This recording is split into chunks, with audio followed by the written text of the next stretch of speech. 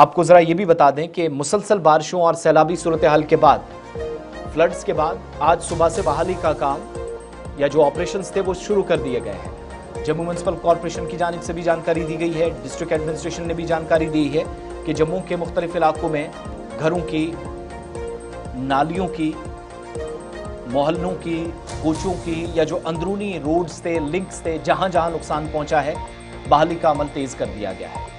और मौसम जैसे जैसे साफ हुआ तो सफाई आज सुबह से शुरू करके टीमें भी अलग अलग मकामात पर, अलग अलग वार्ड्स के लिए जो आज सुबह जानकारी दी गई वो लगा दी गई हैं। जम्मू की तस्वीरें साथ साथ दिखाइएगा और फ्लड लाइक सिचुएशन से जो नुकसान हुआ उसका साथ साथ तखमीना भी लगेगा। रेस्क्यू एंड रिलीफ टीमें अपनी जगह लगी हुई हैं और दूसरी तरफ जिन जिन इलाकों में नुकसान हुआ आज सुबह काम शुरू कर दिया है।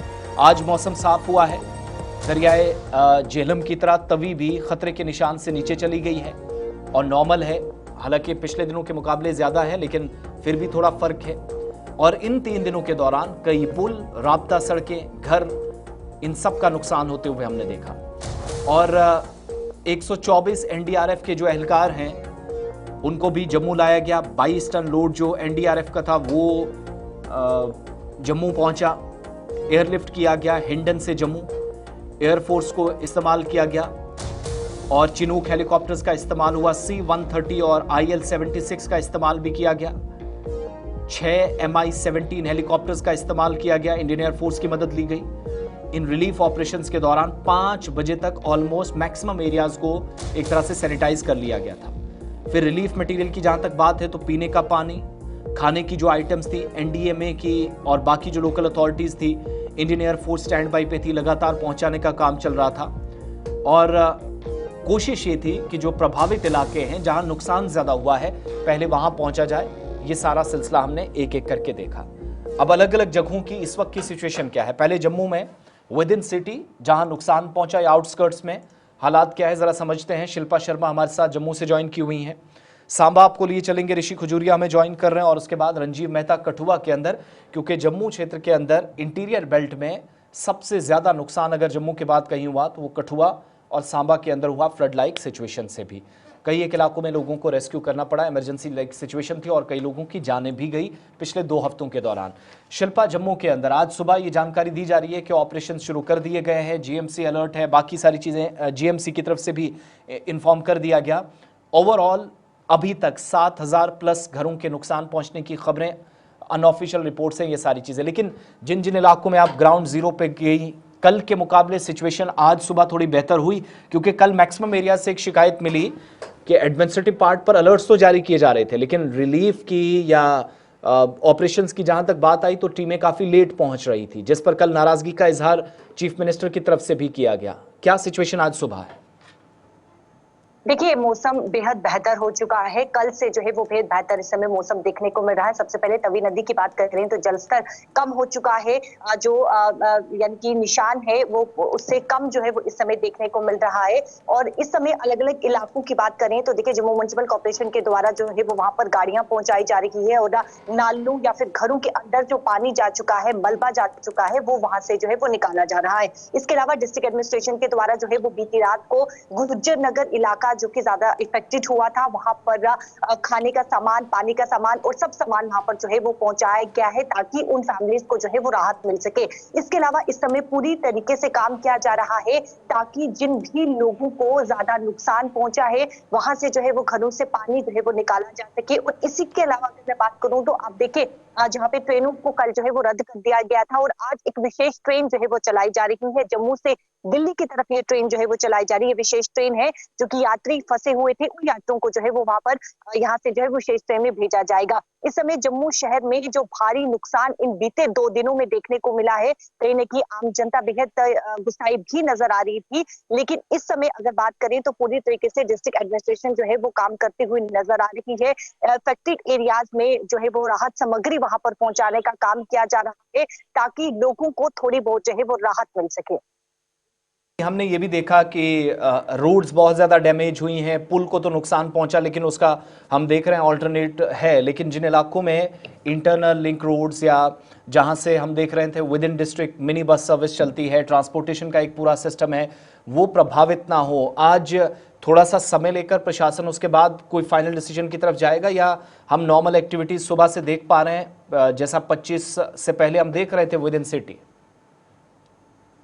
देखिए, नॉर्मल एक्टिविटी की अगर मैं बात करूं तो उन इलाकों में इस समय नॉर्मल एक्टिविटी है जहां पे सड़क बिल्कुल पूरी तरीके से ठीक है, लेकिन जम्मू शहर के करीबन ऐसे हिस्से हैं, यानी कि आधे हिस्से ऐसे हैं जो कि जिनकी सड़क या फिर गलियां पूरी तरीके से तहस नहस हो चुकी हैं, क्षतिग्रस्त हो चुकी हैं। तो वहां पर कई काफी इस समय जो है वो परेशानियों का सामना करना पड़ रहा है, वहां पर वाहनों को जो है वो परेशानियों का सामना करना पड़ रहा है। अदरवाइज उन इलाकों में इस समय नॉर्मल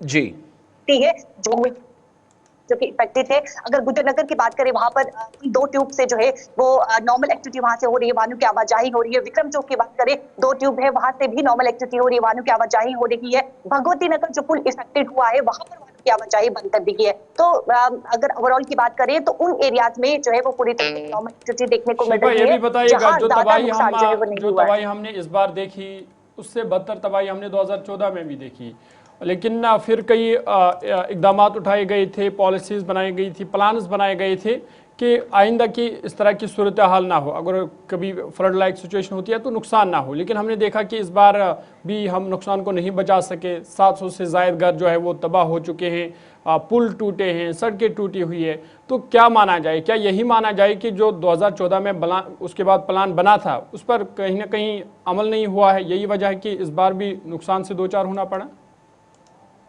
देखिए, 2014 में जब इस प्रकार की स्थिति उत्पन्न हुई थी, उसके बाद एक प्लान को तैयार किया गया, ब्लूप्रिंट ये प्लान था।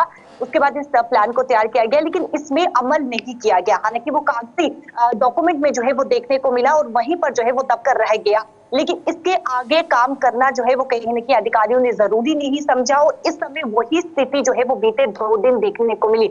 अगर उस ब्लूप्रिंट पे कहीं न कहीं काम किया गया होता तो इस स्थिति से थोड़ी बहुत राहत जो है वो जरूर मिलती, अगर उस प्लान को जो है वो अमल किया होता। लेकिन इस समय उस प्लान को पूरी तरीके से कहीं न कहीं वो प्लान जो है वो खत्म हो चुका है, क्योंकि वो फाइलों में जो है वो दब के रह चुका है। बहुत बहुत शुक्रिया शिल्पा शर्मा, हमारे साथ थे। दिन में दोबारा आपके पास लौटेंगे, लेकिन जरा सांबा भी लिए चलते हैं और उसके बाद कठुआ चलेंगे। ऋषि खजूरिया हमारे साथ हैं। ऋषि, कल भी हमने देखा, परसों भी, यहाँ तक कि जो लोग ऑपरेशंस में बड़ा इंपॉर्टेंट रोल रहता था, BSF, CRPF, पुलिस, उनकी पोस्ट तक अलग अलग जगहों पर हमने देखा कि वो भी प्रभावित हुई इस फ्लड से।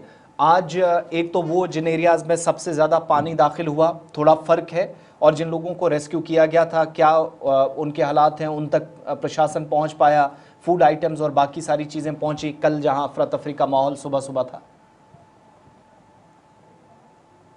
आज जिस तरह से मौसम बेहतर हुआ तो लगातार अब जो है वो रिलीफ पहुंचाने की कोशिश, उन तमाम बाढ़ प्रभावित लोगों को जो वो कोशिश की जा रही है कि उनको रिलीफ पहुंचाई जाए, और रिलीफ पहुंचाने का सिलसिला शुरू भी हो चुका है। वहीं अगर बात करें जो तबाही का मंजर हमने देखा, वो सांबा जिला का, चाहे वो नड इलाका हो, सांबा जिला का सुम्ब इलाका हो, ये तमाम वो पहाड़ी इलाके हैं जो लगातार प्रभावित होते हैं। और इस बार यहाँ इन इलाकों में भारी तबाही हुई है। कहीं पुलों को नुकसान हुआ है, कहीं रोड कनेक्टिविटी शून्य हो चुकी है, कहीं लोगों के घरों के अंदर पानी है, शहरों के अंदर वाटर लॉगिंग है। इसी के साथ जो निचले इलाके हैं अंतर्राष्ट्रीय सीमा के, रामगढ़ सेक्टर हो या सांबा सेक्टर हो, यहाँ पर खेत पूरी तरह से बर्बाद हो चुके हैं। और यहाँ पर एक बांध जो है वो टूटा है, वो बसंतर दरिया और देवक नदी जब नीचे जाकर मिलती है तो वहां से जो है बॉर्डर बिल्कुल पास है, वहां पर एक बांध टूट गया है, काफी नुकसान, बड़ा नुकसान वहां पर हुआ है। तो जिसके चलते अब यहाँ पर जो कार्य किया जा रहा है कि फौरी तौर पर रिलीफ पहुंचाने का, जिसमें एडमिनिस्ट्रेशन की टीमें अलग अलग इलाकों का दौरा कर रही हैं, कहीं इलाकों में रेस्टोरेशन का काम जो वो शुरू किया गया है। मैं आपको बता दूं कि हमने कल लगातार देखा कि ग्राउंड जीरो पर जो प्रशासनिक अमला है वो डटा रहा। कहीं वाटर लॉगिंग है तो वहां से पानी की निकासी की जा रही है, मशीन्स का इस्तेमाल किया जा रहा है। वही बसंतर के आसपास जो इलाके प्रभावित हुए थे वहां पर भी लोगों को राहत पहुंचाने के लिए लोगों के घरों से जो 8 से 10-10 फीट पानी है अंदर, उस पानी को वहां से जो वो निकाला जा रहा है। बिल्कुल ऋषि, जिस तरह से अब मौसम भी खुशगवार हुआ है और सांबा में अब चूंकि बहाली का काम जो है वो जारी है, तो क्या ये माना जाए जो फ्लड का खतरा था वो अब कहीं ना कहीं मुकम्मल तौर पर खत्म हो चुका है? देखिए, मैं ये कहना चाहता हूं कि जिस तरह से मौसम की अगर एडवाइजरी जो हालात को लेकर बात करें तो उन हालातों को लेकर लगातार प्रशासन अभी भी कह रहा है कि बरसात अभी भी हो सकती है, तो आपको अलर्ट रहना है। जिसमें मैं आपको बता दूं कि बाढ़ प्रभावित इलाकों की बात करें, जो वल्नरेबल एरियाज हैं वहां से लोगों को ऑलरेडी पहले ही शिफ्ट कर दिया है। तो कहीं ना कहीं अभी पानी का लेवल दरियाओं में, नदियों में काफी नीचे आया है, मौसम बेहतर होता नजर आ रहा है। लेकिन अभी जब आकलन किया जा रहा है नुकसान का, तो और ज्यादा नुकसान की तस्वीरें सामने आ सकती है, क्योंकि जब धूप निकलती है तो लैंडस्लाइड का खतरा और बढ़ जाता है। और लैंडस्लाइड की कई घटनाएं सांबा के अलग अलग इलाकों में देखने को मिली है। इवन शहर के बीच में घटनाएं हुई हैं, लोगों के घर टूटे हैं, 2 से 3 मकान जो वो पूरी तरह से क्षतिग्रस्त हुए हैं। तो आप अंदाजा लगाएं कि ऐसी तस्वीर तबाही की कभी नहीं देखी है जो तस्वीर इस बार सांबा में देखने को मिली है। जिस तरह से आपको याद होगा 2014 के अगर ऐसी जब स्थिति बनी थी तो ऐसी तस्वीरें देखी थी, लेकिन उसके बाद एक बार फिर से ये तस्वीरें देखने को मिल रही हैं। बहुत शुक्रिया तफसीलात चिंता का फराहम विषय करने के लिए। लेकिन ऋषि खजूरिया सांबा से तफसीलात फराहम कर रहे थे और बता रहे थे कि लोगों को अभी भी एहतियात बरतने की जरूरत है, क्योंकि जब धूप खिलती है तो उसके बाद लैंडस्लाइडिंग का मजीद खतरा बढ़ जाता है।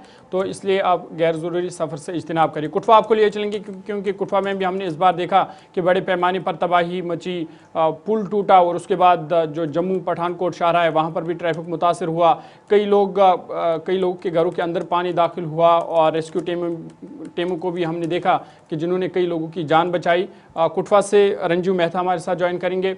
रंजू, क्या तफसीलात है और कल और आज की सूरत हाल में क्या फ़र्क है?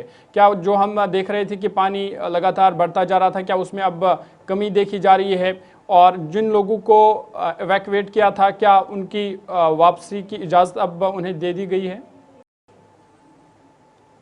जहूर में जहाँ पे बताऊं कि कठुआ में कल से और आज में जमीन आसमान का फर्क है। आज सुबह पहली किरण के साथ ही तो तेज धूप जो है वो खिली हुई है और पूरे इलाके में लोग इस धूप का आनंद भी ले रहे हैं और इस जो 3 दिन की जो आफत की बारिश थी उससे निजात भी लोग ले रहे हैं।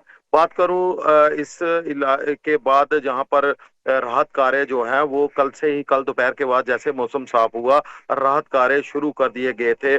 चाहे नेशनल हाईवे का इलाका हो, नेशनल हाईवे जम्मू पठानकोट हो, चाहे दूसरे अन्य दीगर इलाके जो निचले इलाके हैं वहां पर प्रशासनिक टीमें लगातार जा रही हैं और जहां पर नेशनल हाईवे की बात करूं जम्मू पठानकोट की, वहां पर तो ट्रैफिक को देर शाम को बहाल भी कर दिया गया था, क्योंकि कल एक बार फिर से जो सहारखंड का पुल जो बह गया था 3 दिन पहले, वहाँ एक पुल बह गया था जो दूसरे से ट्रैफिक चल रही थी, उसको भी छोटी गाड़ियों को ही चलाया जा रहा था एक दिन पहले।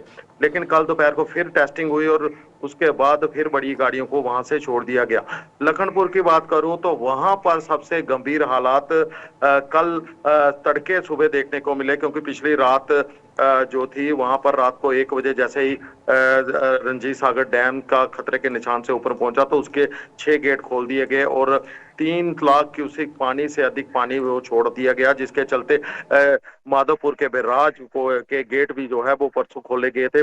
देर शाम को पहले पंजाब की तरफ वो पानी जो है उसका ओवरफ्लो कर गया, उसके बाद ठीक है, बहुत बहुत रात शुक्रिया। 12 कठुआ से साढ़े हमारे 12 साथ बजे रंजीव मेहता थे। दिन में आपके पास आएंगे, जरूर ग्राउंड रिपोर्ट तैयार करके आप भी भेजेंगे।